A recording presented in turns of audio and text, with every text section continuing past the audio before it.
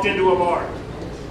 Me, the technology guy on the left, and product guy, good friend of mine, Rick Sinclair at Zermed. And obviously we clearly have an affection for glasses.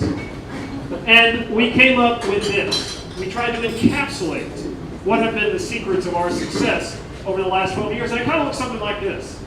The 5 P's that every startup should know. This is why we're here. So what are those 5 P's? Platform, process, people, position, and passion. So, one quick note, if you are a startup, don't zone out. These principles apply to any company that wants to grow. And oh, by the way, if you don't want to grow, you can leave if anybody wants to for just a minute. No? All right. So, platform. Platform is a critical decision when we're trying to talk about growing a technology company. There are a lot of ways to grow technology companies today. And really, at the end of the day, it is all about the data.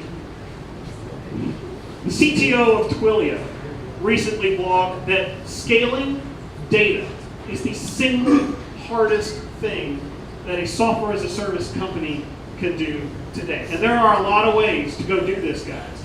Maybe you want asset-based transactions, or maybe you want base transactions, right? What is right for your use? You have to find the use case. And don't be afraid if your use case means you have multiple data stores. Whether you're MySQL, Postgres, Hadoop, HBase, SimpleDB, CouchDB, it doesn't matter. It isn't a religious conversation. It is about finding the right tool for your business and using that tool to the best of its ability, whether it's Mongo or any other database engine that you like. And oh, by the way, polyglotism isn't just about the data store. There are lots of languages today. And again, this isn't a religious conversation. It's not about Java, it's better than .NET, it's better than Ruby on Rails. It's about, where are you? Here in Louisville, we find a lot of .NET, and we find a lot of Java. We may find a couple of people who know PHP, and we may find a couple of people that know Ruby on Rails, but that's okay. It's about what's the right tool for your environment. And by the way, the cloud can be your friend. It doesn't have to be, but it can be. Netflix is an all-in cloud play. Every piece of infrastructure that Netflix uses today to support their client base is hosted in the Amazon Web Services. And oh, by the way, if you're interested in a great technology engineering blog, go check out the Netflix blog. It's fantastic what these guys are doing. Zynga also operates in the cloud, right? But they have a completely different strategy. They say, if I don't know how fast I need to scale, I'm going to go sign up. And I'm going to turn up a brand new product in the cloud. And once I understand that growth, and once I understand that strategy, I bring that internal. I have my own private cloud, right? And the reason that they do that, they want that control. They need that control. Once they understand the scale, so find the strategy that works for you and your business. Process. Process is a big one. Boy, as an agile company, we had a crazy process when we first started. We were turning code every single day, sometimes 3 and 4 times a day. When we were in this little itty-bitty warehouse, and the head of implementation would be on the phone, and the client says, you know, that's really weird. I don't know why that's not working.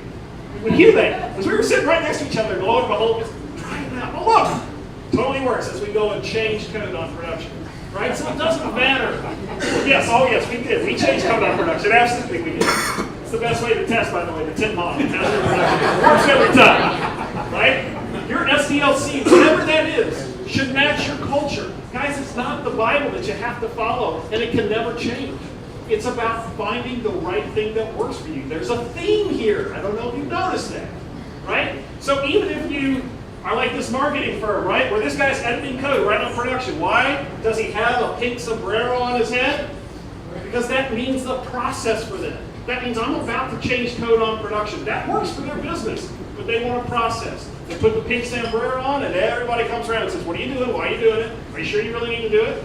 Sometimes the answer is yes, and that's okay. And oh, by the way, for my good friend Matt Anderson, deployment matters. Make it automated. Do not pass go, do not collect $200, do not figure out that you're going to roll code without an automated process. I don't care whether you're like Etsy and you're doing continuous deployment, you're doing it 18 times a day, or if you're like Salesforce and you're doing it more as an enterprise-based solution once a quarter. It doesn't matter. Make it automated. Save yourself. I'm begging you, because you'll thank me later. People. Third bullet point. Incredibly important. Don't hire by keyword. Don't do it. Don't be afraid to be picky. Joel Spolsky gave us great direction here. Waffling is not allowed.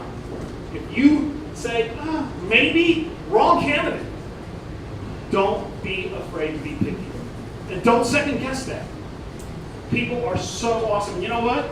It is okay to miss on a hire that could have been great, rather than bring someone in that you then ultimately have to do something with because they're wrong for your organization or wrong for your culture.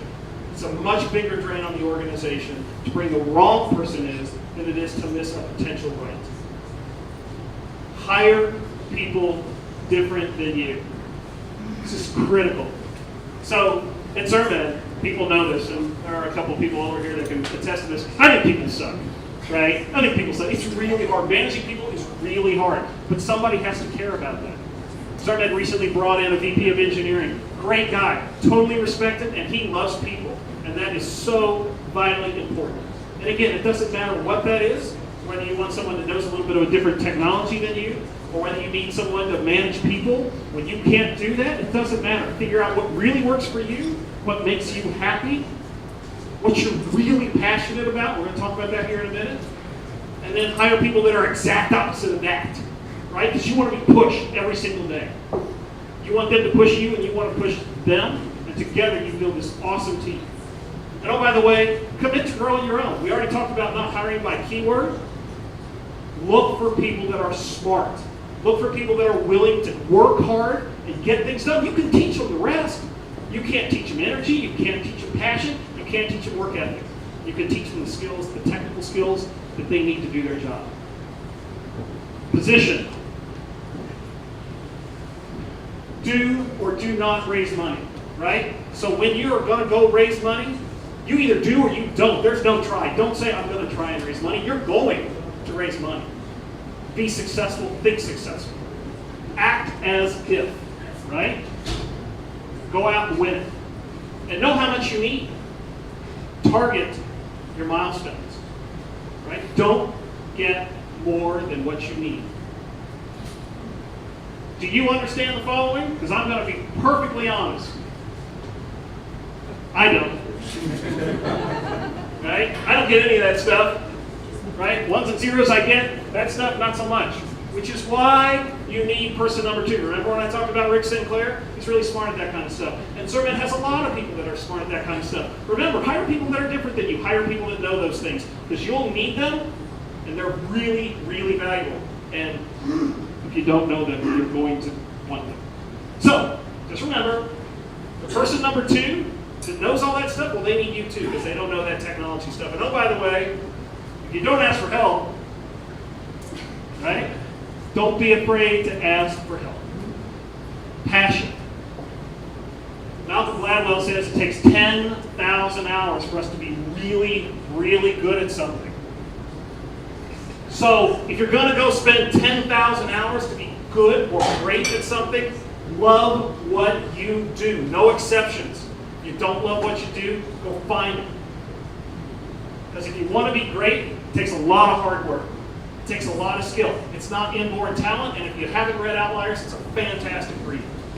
But it's work. It's hard work. You gotta love it.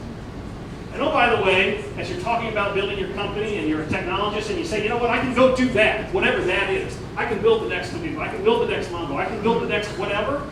Stop and ask yourself, what's my goal? The question isn't whether we can go build something. The question is it in our core competency? Does it support our vision? And if it doesn't, that's okay.